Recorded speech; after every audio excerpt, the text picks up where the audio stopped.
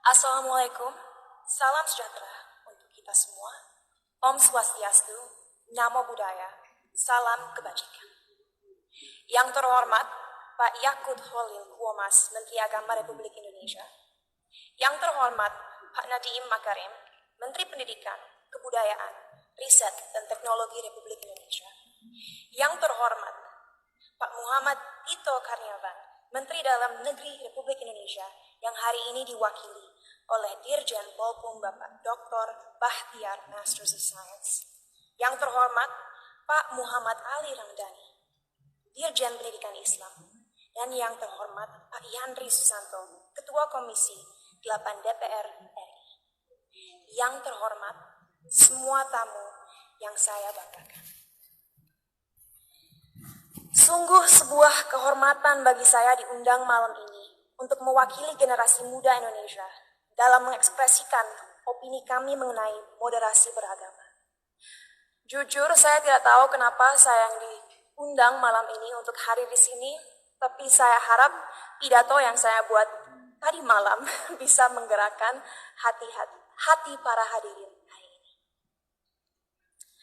Sebagai generasi Z dan milenial, kamilah generasi yang akan bertanggung jawab dalam beberapa tahun ke depan atas arah yang akan diambil negara ini untuk menjadi negara yang lebih maju, modern, sejahtera, dan tentunya terkemuka di mata dunia.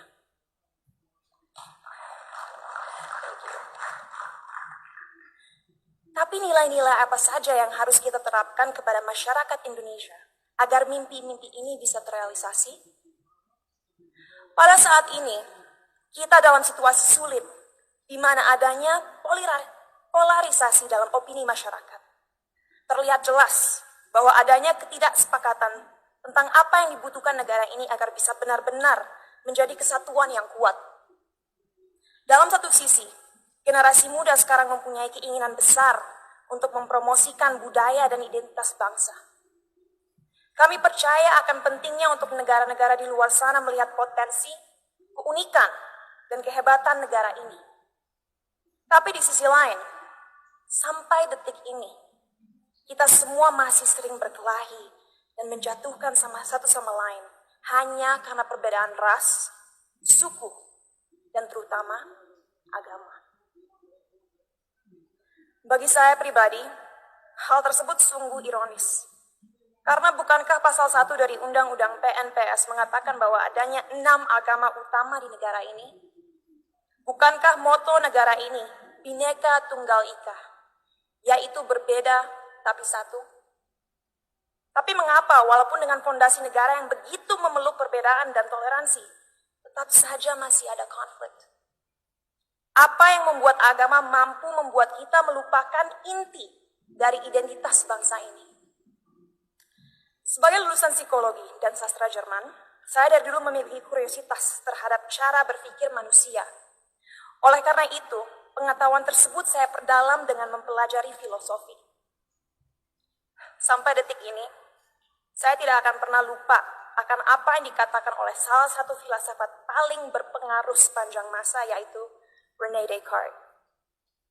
Ia mengatakan, manusia adalah makhluk yang finite atau terbatas, sedangkan Tuhan adalah sosok yang infinite atau tidak terbatas.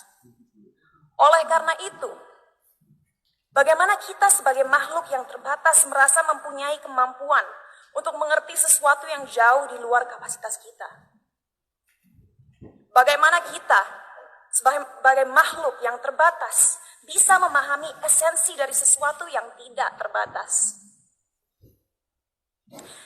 Inilah salah satu akar dari masalah yang kita miliki dalam masyarakat Indonesia sekarang. Karena pemahaman yang terbatas dan pemikiran yang tidak kritis, orang-orang terjebak dalam cara berpikir di mana mereka telah memanusiakan Tuhan. Merasa memiliki hak dalam mendikte kemauan Tuhan, merasa tahu pikiran Tuhan, dan merasa berhak bertindak atas nama Tuhan.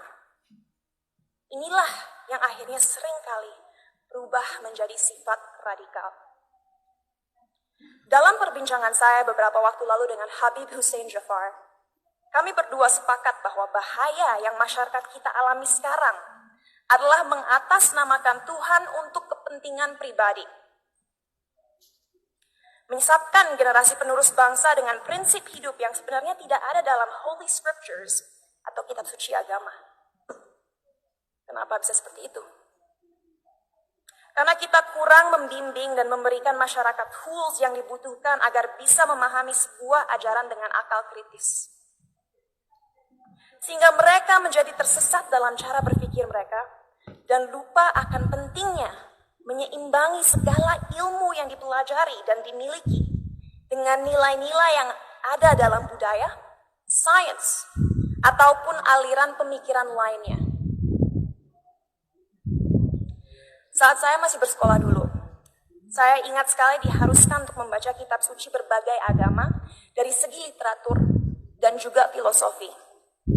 Sehingga saya diberikan kesempatan untuk bisa memahami keindahan setiap agama dan sadar bahwa pada akhirnya fungsi terbesar agama adalah satu,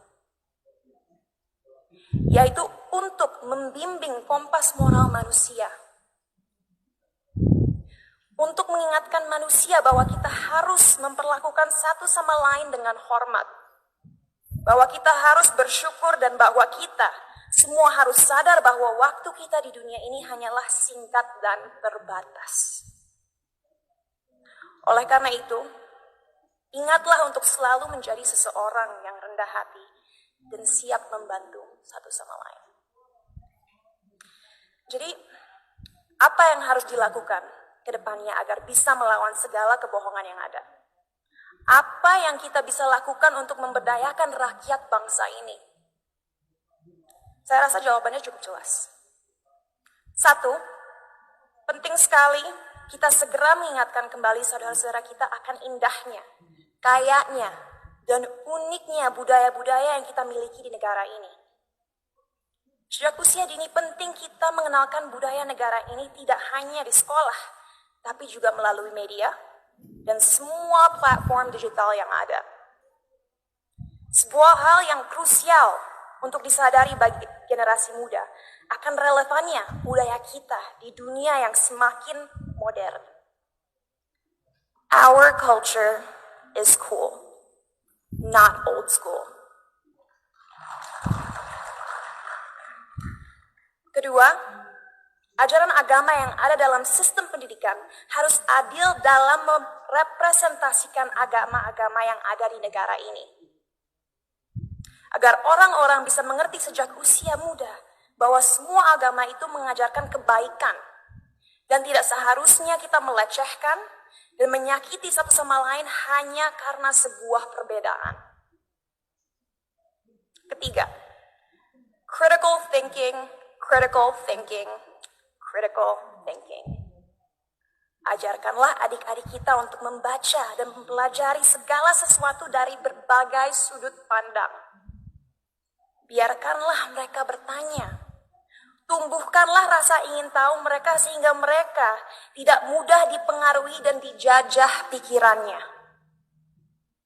Dan terakhir, gunakanlah teknologi yang semakin canggih sebagai alat yang dapat terus menyebarkan nilai-nilai toleransi. Agar negara ini bisa kembali menjadi Indonesia sejati.